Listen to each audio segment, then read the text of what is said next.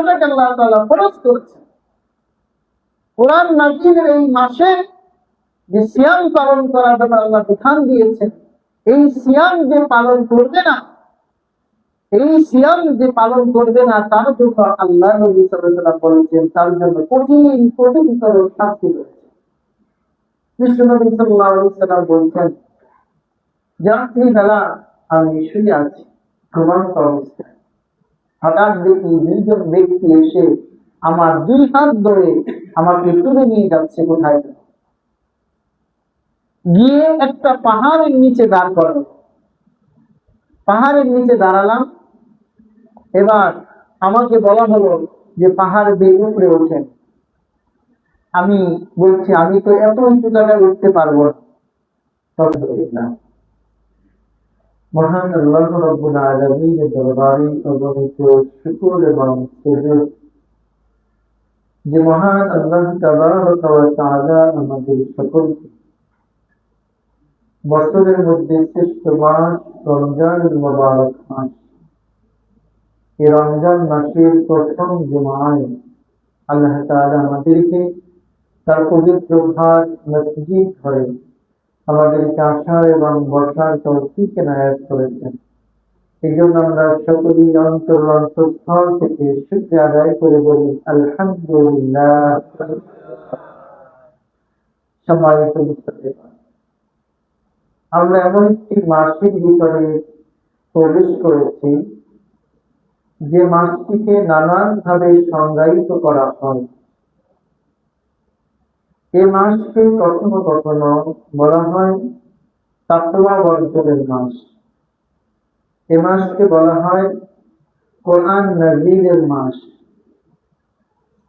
এ মাসকে বলা হয় আলোকিত মানুষ হওয়ার মাস, এ মাসকে বলা হয় হিদায়াতের পূর্ণ স্বাদ লাভ করার মাস, এ মাসকে বলা হয় গুনাহ মাফের মাস, এই মাসকে বলা হয় জাহান্নাম থেকে মুক্তির মাস।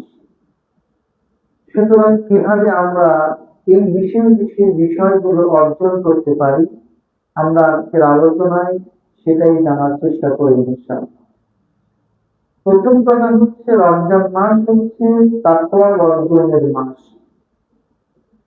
আল্লাহ তাআলা বলছেন, ইয়া আইয়ুহাল্লাযীনা আমানু কুতিবা আলাইকুমুস সিয়ামু কামা কুতিবা আলাল্লাযীনা মিন ক্বাবলিকুম লাআল্লাকুম তাত্তাকুন। হে ইমানদারগণ, তোমাদের উপর রমজান মাসের রোজাগুলোকে ফরজ করা হয়েছে। এটি পূর্বে যেভাবে ফরজ করা হয়েছিল, আশা করা যায় তোমরা মুত্তাকি হতে পারবে, তাকওয়া অর্জন করতে পারবে। তাকওয়া অর্জন করার অর্থ কি? তাকওয়া মানে মুত্তাকি হওয়ার অর্জন করার ব্যাপারটা কি? এই তাকওয়ার ব্যাপারে, মুত্তাকির ব্যাপারে অসংখ্য জায়গায় অসংখ্য উদাহরণ তারা বিভিন্ন উলামায়ে কেরাম, সাহাবায়ে কেরাম, তাবেঈন, তাবেঈন, বিশ্ব নবী সাল্লাল্লাহু আলাইহি ওয়াসাল্লাম অনেক জায়গায় এই তাকওয়ার, এই মুত্তাকির বৈশিষ্ট্য বিভিন্ন জায়গায় বিভিন্ন ভাবে সংজ্ঞায়িত করা হয়েছে। কিন্তু সবগুলোর ভিতর অন্যতম একটি উত্তম সংজ্ঞা আমি পেয়েছি, সেটি হচ্ছে হযরতে আলী রাদিয়াল্লাহু তাআলা আনহু তিনি যে সংজ্ঞাটি দিয়েছেন, এটি খুবই গুরুত্বপূর্ণ আমার কাছে মনে হয়। হযরতে আলী রাদিয়াল্লাহু তাআলা আনহু বলেন, চার কাজের নাম তাকওয়া। কয় কাজের নাম তাকওয়া? চার কাজের। এক নাম্বার, আত-তাকওয়া হিয়া খাউফুন মিনাল জালিল। আল্লাহ রাব্বুল আলামিনকে সর্বাবস্থায় ভয় করা, আল্লাহকে ভয় করে চলা। দুই নাম্বার হচ্ছে আমালু বিত-তানজিল, আল্লাহ তাআলা যা নাযিল করেছেন অর্থাৎ আল কোরআন, এই আল কোরআনের আলোকে আমল করা।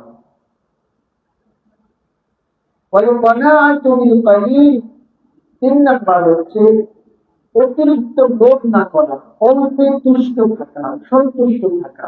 আল্লাহ যা দিয়েছেন, যতটুকু দিয়েছেন আলহামদুলিল্লাহ, অনেক দরকার নেই। আল্লাহ আমাকে যা দিয়েছেন এরপরে সন্তুষ্ট থাকা, অতিরিক্ত লোভ না করা। কারণ লোভ মানুষকে ধ্বংস করে দেয়। লোভ লালায়িত হওয়াটাকে এটা ইসলামে নিষেধ করা হয়েছে, অতিরিক্ত লোভ করা যাবে না। কাজেই এই তাকওয়ার একটা অর্থ হচ্ছে লোভকে কন্ট্রোল করা, সংযত করা। 4 নাম্বার হচ্ছে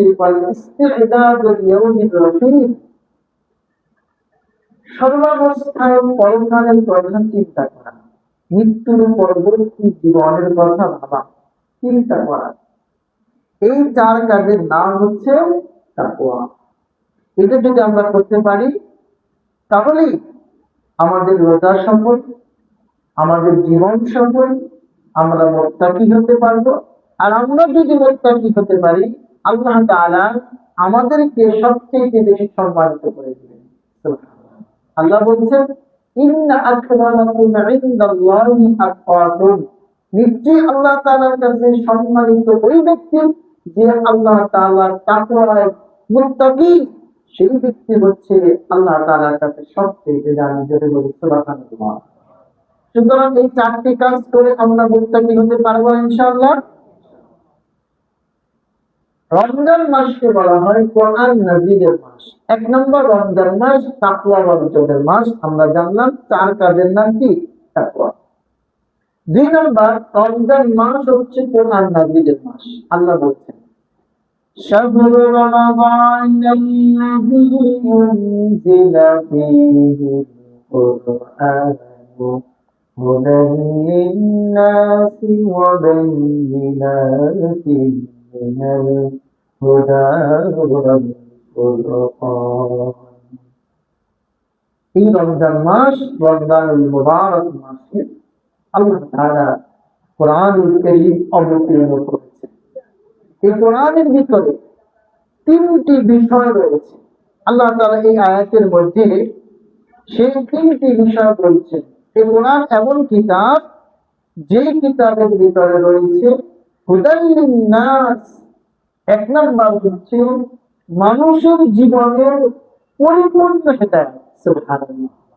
সঠিক পথে প্রদর্শিত হওয়ার জন্য মানুষের জীবনে যতটুকু হেদায়েত দরকার, যতটুকু পথ নির্দেশনা দরকার, মানুষের জীবনে চলার জন্য যেমন জ্ঞান বিজ্ঞান দরকার, আল্লাহ রাব্বুল আলামিন পরিপূর্ণ হেদায়েত এই কোরআনের ভিতরে দিয়ে দিয়েছেন। সুবহানাল্লাহ।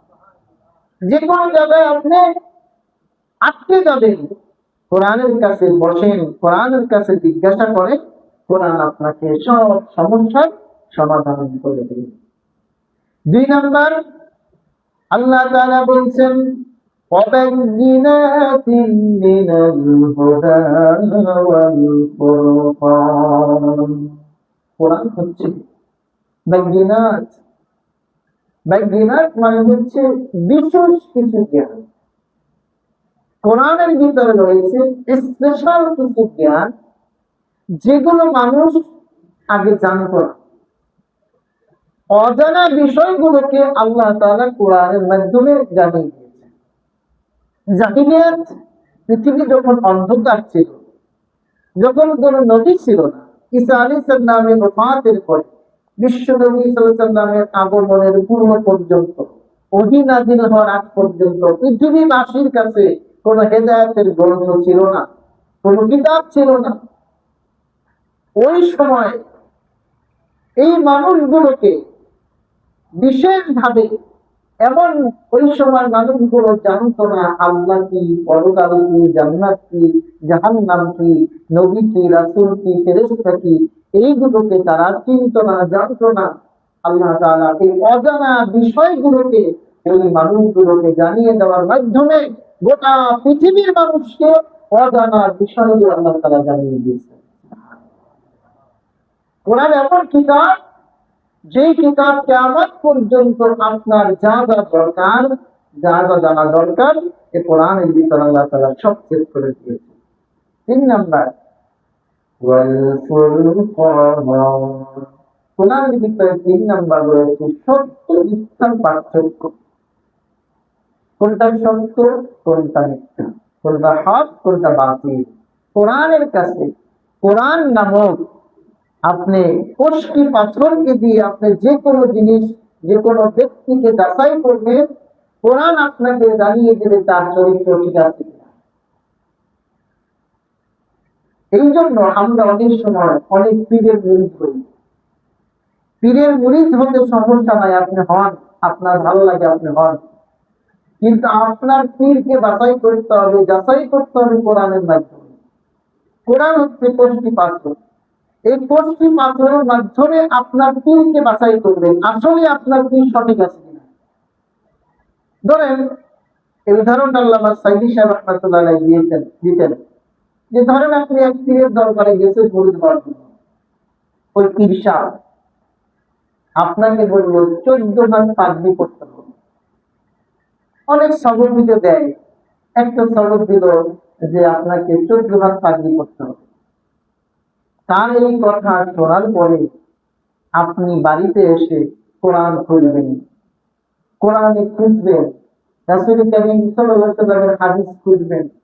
কোরআন এবং হাদিস ঘাটাঘাটি করে আপনি যদি দেখেন যে হ্যাঁ এই কোরআন এবং হাদিস মোতাবেক 14 হাত তাকবীর করার বিধান আছে, যদি থাকে তাহলে আপনি মানবেন, আর যদি না থাকে কোন কি পীর কি বললো, কোন হুজুর কি বললো, এটা আমার দেখার বিষয় নাই। কোরআন বলে না, ওটা মানা যাবে না, এটাই হচ্ছে মুমিনের আকীদার কথা বলে, ঠিক না? কিন্তু আমরা এই মানদণ্ডে আমাদের নিজেদের জীবনকে সাজাই না। পীরের কাছে গেল একেবারে পীর আল্লাহওয়ালা দেখে একেবারে পায়ে চিন্তা করা শুরু করেছে, বাবা বলা শুরু করে, পীরকে আবার আমাকে বাবাও বলে, দয়াল বাবা, খাজা বাবা, গাজা বাবা, কত বাবা। এই পীরকে নিজের বাপকে বাবা বলে ডাক দেয় না, পীরকে বাবা বলে মুখে একেবারে ফেনা চলে গেলে। এইরকমের মুরিদ আমাদের দেশে আছে না নাই? সুতরাং কোরআন হচ্ছে কষ্টি পাথর, এই কোরআন দিয়ে আপনাকে যাচাই করতে হবে জিনিসটা সঠিক কিনা। এই কোরআনের ব্যাপারে আল্লাহ তাআলা এই 3টি কথা বলছেন। কোরআন হচ্ছে ফুরকান, কোরআনের আরেক নাম হচ্ছে ফুরকান। ফুরকান মানে হচ্ছে সত্য মিথ্যার পার্থক্য করা। তাহলে যে কোরআনের 3টি বৈশিষ্ট্য আমরা এখানে জানলাম, আল্লাহ রাব্বুল আলামিন এই 3টি বৈশিষ্ট্য জানাচ্ছেন আমাদেরকে এই কোরআন কিন্তু এই রমজান মাসে অবতীর্ণ হয়েছে। সুতরাং রমজান মাস হচ্ছে কোরআনের মাস। রমজান কিসের মাস? কোরআন নাযিলের মাস।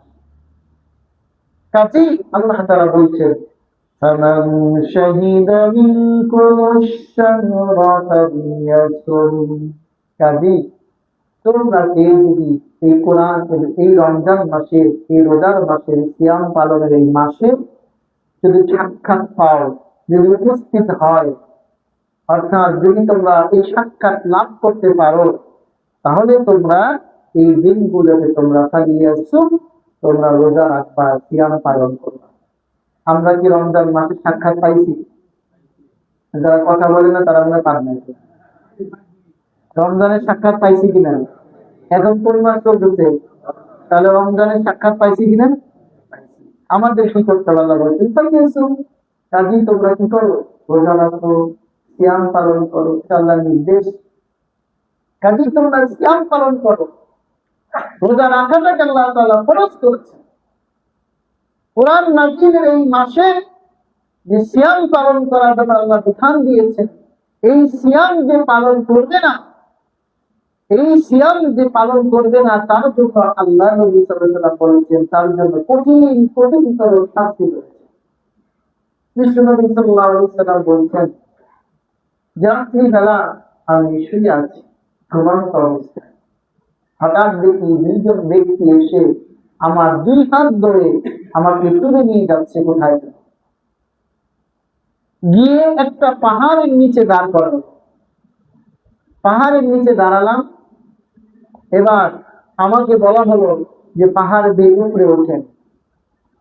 আমি বলছি আমি তো এত উঁচু জায়গায় উঠতে পারবো না। তখন ওই দুইজন ব্যক্তি মানে দুই ফেরেশতা আমার দুই হাত ধরল এবং তারা আমাকে ধরে ধরে পাহাড়ের উপরে উঠাইয়া দিল। পাহাড়ের উপরে ওঠার পরে আমি চতুর্দিকে শব্দ শুনতেছি, চিৎকার করতেছে মানুষ, চিৎকার কান্নাকাটি করতেছে, চতুর্দিকে ভয়ঙ্কর চিৎকার। মানুষ একেবারে প্রচন্ড বিপদে পড়লে যেমন চিৎকার করে, এই রকমের চিৎকার চতুর্দিকে শুনতেছে। ফেরেশতাদেরকে বললাম কিসের চিৎকারের শব্দ আসতেছে? তখন তারা আমাকে এই দৃশ্যগুলো সরাসরি যারা চিৎকার করতেছিল তাদেরকে দেখাতে লাগলো। আমি দেখলাম যে এই মানুষগুলো নিজে কাছে দিয়ে নিজের জিহ্বাটাকে এরকম ভাবে আঁচড়াচ্ছে আর নিজে জোরে জোরে চিৎকার করতেছে, নিজের শরীরের উপর আঁচড়াচ্ছে আর নিজে নিজে চিৎকার করতেছে। বিভৎস পচা জিনিস, নোংরা জিনিসকে লক্ষ্য করতেছে। তখন আমি জিজ্ঞাসা করলাম এরা কারা? তখন এই দুই ব্যক্তি আমাকে বলল এরা হচ্ছে সেই সকল মানুষ যারা রমজান মাসে দিনের বেলায় পানাহার করেছে, রোজা না রেখে। জোরে বলে নাও। সুতরাং এই ভয়াবহ শাস্তির ঘোষণা আল্লাহ নবী সাল্লাল্লাহু আলাইহি ওয়াসাল্লাম দিয়েছেন। সুতরাং এই রমজান মাস আসছে যেহেতু পেয়েছে, যেহেতু আমরা রোজা রাখবো ইনশাআল্লাহ, সবগুলো রোজা রাখবো। আল্লাহ আমাদের তৌফিক দান করুন। আল্লাহ রাব্বুল আলামিন বলছেন কাজী তোমরা কি করো? সিয়াম পালন করো। 3 নাম্বার, এই রমজান মাসকে বলা হয়, এই রমজান মুবারক মাসকে বলা হয় আলোকিত হওয়ার মাস। আলোকিত হওয়া মানে কি? আল্লাহ তাআলা বলছেন ওয়ালাআল্লাকুম তাশকুরুন। কাজী ওয়ালিয়ুমিনু বিহি লাআল্লাহুম ইয়ারশুদুন। তোমরা আলোকিত হতে পারবে, আশা করা যায় তোমরা কি হতে পারবে? আলোকিত। আলোকিত মানে কি? আলোকিত অর্থ হচ্ছে নিজে নিজে আলোয় আলোয় নিজের ভিতরে আলো ধারণ করা এবং অন্যকে আলোকিত করা। নিজের হাতে একটা লাইট নিলে নিজে যেমন একটা আলো দেখে চতুর্দিকে, অনুরূপ ভাবে অন্য মানুষ যারা তার সাথে থাকে তারাও আলো দেখতে পারে।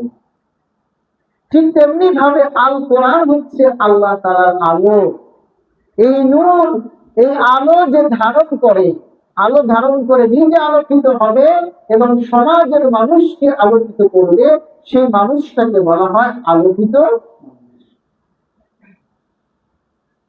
যেই মানুষের দ্বারা মানুষের কোনো ক্ষতি করে না, যেই মানুষ অন্য মানুষকে কষ্ট দিবে না, যেই মানুষ অন্য মানুষের উপরে জোর জবরদস্তি খাটাবে না, মানুষের পাশে দাঁড়াবে, আল্লাহর হুকুম পালন করবে, কোরআন মোতাবেক জীবন করবে, বিশ্বনবী ঈসা আলাইহিস আদর্শ মোতাবেক জীবন গঠন করবে, সেই হচ্ছে আলোকিত মানুষ।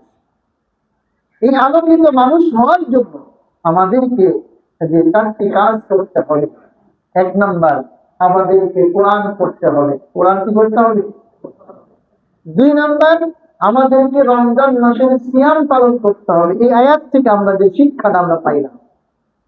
3 নাম্বার, ওয়ালিতুকাব্বিরুল্লাহা আলা মা হাদাকুম ওয়া লাআল্লাকুম তাশকুরুন। 3 নাম্বার, আল্লাহ তাআলার শ্রেষ্ঠত্ব, বড়ত্ব সমাজের ভিতরে জীবনে আল্লাহ তাআলার শ্রেষ্ঠত্ব প্রকাশ করতে হবে।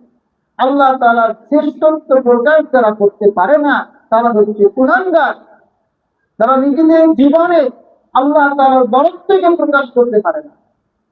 দেখবেন কিছু মানুষ মুসলমান নামধারী, দেখবেন তারা বিভিন্ন দল করে, কিন্তু তাদের দলের ভিতরে স্লোগানের মধ্যে নারায়ে তাকবীর আল্লাহু আকবার তারা বলতে পারে না। এরা হচ্ছে কুলাঙ্গার। কথা বলে ঠিক না? ওয়ালিতুকাব্বিরুল্লাহ, আল্লাহর চাইতে কি বড় কেউ আছে? সুতরাং আমাদের স্লোগান, আমাদের কথা হবে আল্লাহু আকবার। এটা এমন একটি শব্দ যা হচ্ছে পৃথিবীর ভিতরে সবচেয়ে উচ্চ শব্দ, এর চাইতে উচ্চ রেগুলেশন সৃষ্টিকারী আর কোন শব্দ পৃথিবীতে নাই।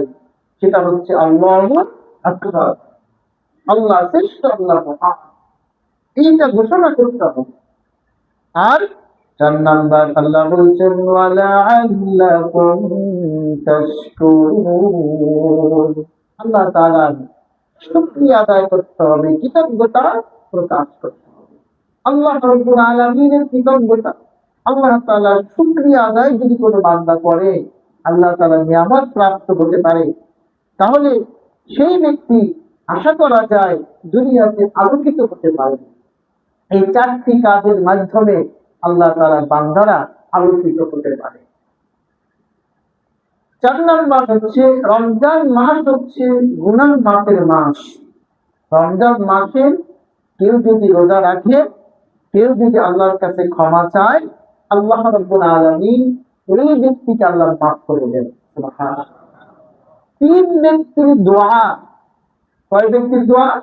3 ব্যক্তির দোয়া আল্লাহ রাব্বুল আলামিন ওই 3 ব্যক্তি যখন আল্লাহর কাছে দোয়া করে, আল্লাহ তাআলা সাথে সাথে তার দোয়াকে মঞ্জুর করে দেন।